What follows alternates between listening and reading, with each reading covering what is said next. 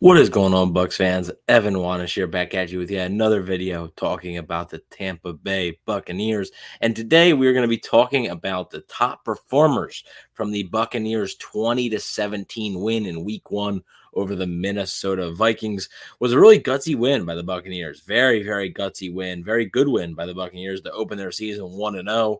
I know a lot of people didn't expect the Bucs to win. Some did. I'm not going to sit here and lie and say that some didn't expect them to win. I was not one of those people. I am going to be honest. I did not believe they were going to win. Thought it was going to be close. Didn't think they were going to win. However, they were able to pull the game out. So with that being said, let's get right into the top performers. And before we start, I do want to give an honorable mention to Baker Mayfield. I'm not going to put him in the top performers here because it didn't start off well at all. Really not at all. Besides that, for the last drive, before the first half ended, Mayfield just didn't look comfortable. He missed a few throws. He missed the throw to O'Keefe, but he made critical plays down the stretch in the second half of the game. Some nice drives here and there, including the third down, the 3rd and 3 run that he had for the first down to really put a lot of pressure on the Vikings, and then he executed the throw to Chris Godwin, which sealed the game. So honorable mention for Baker Mayfield, who, like I said, he was solid. He did his job, but there was a lot of things I think he'd like to clean up. So I'm going to throw an honorable mention to him. We're going to stay on the offensive side of the football, though. We're going to go with Mike Evans, the one of the really jump-started the team, right? Jump-started the team with his touchdown. They were down 10-3 at the moment, tied the game at 10, so a big play there. Mike Evans had 6 receptions for 66 yards and 1 touchdown. That included the long was that 28-yard touchdown, and he could have had even more. There was a deep ball earlier in the game that I felt like he could have had a shot at, but didn't come up with it. No big deal, but it's nice to see Mike Evans find the end zone. Of course, I know he's been the subject of a lot of talk that doesn't really involve much on the field football stuff. So, with the contract and everything. So it's nice to see him put all that behind him, still go out there and ball out for the Buccaneers. I'm also going to mention Chris Godwin just because I think he made some nice plays, and that clinching grab that he made, the game clincher for the first down, was just a fantastic catch. One of the better ones of Godwin's career, honestly. Like, that is just such a good catch to be able to catch the ball, maintain possession, keep both feet in bounds as well. Just really, really good work by Godwin there. So I want to mention him as well. Shout out to Trey Palmer as well for getting his first career NFL touchdown in his first career game. Buccaneers might have found something with him. They really might have found something. After an impressive preseason, he has really shown up here, and hopefully he can continue to find the end zone. Now we're going to go to the defensive side of the ball, and there is a lot of players here to consider on the defensive side of the ball, and I'm going to name a few of them. First off being Devin White. I was really impressed with Devin White, and if you guys have been watching this channel for a little bit, or you've been watching the Cannon Fire podcast for a while, I've been critical of Devin White. I have been critical of his play in the past. When he requested the trade, I thought the Buccaneers were making the right move to not give him the contract that he was seeking at the time. However, I got to admit, Devin White I thought was great today. In pass coverage, both linebackers were a little bit up and down, but as far as run defense goes and near the line of scrimmage, I thought Devin White and Levante David with 8 total tackles, he'll also end up on the top performers here. Both linebackers, Devin White and Levante David, I thought were really good. They made sure tackles. They blew up a few different screens and stuff that the Vikings were doing. They seemed to really have a good feel for what the Vikings were doing on offense, and they were able to stop it. And it was a big reason why the Buccaneers won this game. One of, if not maybe the top performer, though, I think might be Anton Winfield, who we talked about him a little bit, had a homecoming. This is his first time playing in the state of Minnesota since he left college. So a little bit of a homecoming. His dad, Anton Winfield Sr., played for the Minnesota Vikings, was a really good player for the Minnesota Vikings as well, might I add. And it was a nice homecoming for Winfield. Started off early, got the forced fumble and fumble recovery also. So that's always a bonus when you can recover the fumble off that blitz. So he had 8 tackles, 1 sack, and 1 forced fumble. So really made a real big impact in today's game.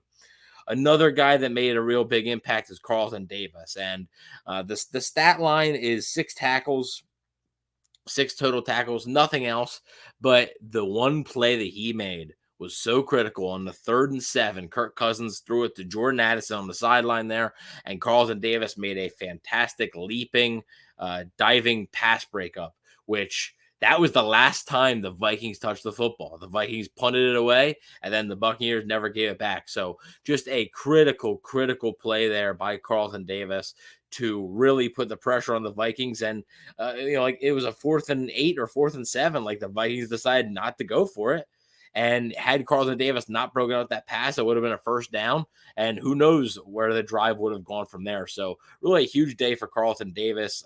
Didn't appear much in the stat sheet, as far as interceptions go or anything like that, but did a nice job of limiting Justin Jefferson as well, I thought. Jefferson got his, of course, like he's going to get his, and he did beat Davis a few times, but there was a lot of time where Justin Jefferson was just sitting in the zone, and it wasn't really Davis or anyone particularly on him. It's just he was sitting in the zone catching the ball for big chunk plays. So I know the Buccaneers defense will probably want to clean that up, but I thought it was a really, really solid day for Carlton Davis. And like I said, that last play there to break up that pass was a really, really fantastic play. And then the final one we are going to mention is undrafted free agent safety and free agent safety / nickel cornerback. And I know a lot of people are actually, have been asking me about this guy recently. Like right after the game, they're like, "Who is this guy?" It's Christian Izian. Christian Izian was the guy who had won the nickel corner job in training camp.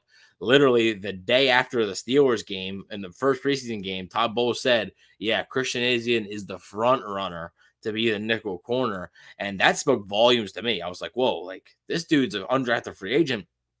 Todd Bowles is already out here saying, "Oh, this guy's the front runner for the job." And it was a job that they had an open competition for. Really surprising. Really surprising. But he earned that in practice. And then he went out there and he proved it in the preseason games. And he proved it again today. He had early in the game, he had a 3rd down stop. It was a really nice open field tackle. The Vikings ended up punting. And then right before the half, right after the Buccaneers had tied the game, the Vikings went down and almost took the lead. Christian Izian made a great play to pick off Kirk Cousins, basically ripped the ball away from the defender. Fantastic play by Izian. And then he did miss a tackle on the Alexander Madison touchdown. It is what it is, but he made enough impact plays, literally took some points off of the board for the Vikings there. Took 3, maybe 7 points off the board by having that interception there for the Vikings. So really, really critical. And 3 or 7 points when you win the game by 3, those are big points. So Christian Izian made a big, big impact, and he was a top performer as well. He did get called for the defensive pass interference. I didn't agree with that call at all. I didn't think, I thought that was pretty weak, to be completely honest. I just didn't think that was the right call. It was called. It happened. Let's move on. But let me know who your top performers are, though. I listed a bunch there. There was a lot. And, of course, let me mention one more guy. Can't believe I forgot him.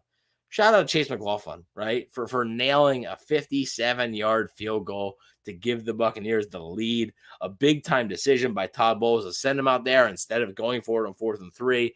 Chase McLaughlin rewards his head coach for having the faith in him by nailing that field goal, which would have been good by about maybe 60, 61 yards or so. So really nailed that and gave the Buccaneers the lead, which they would hold on to for the rest of the game. So shout out Chase McLaughlin as well.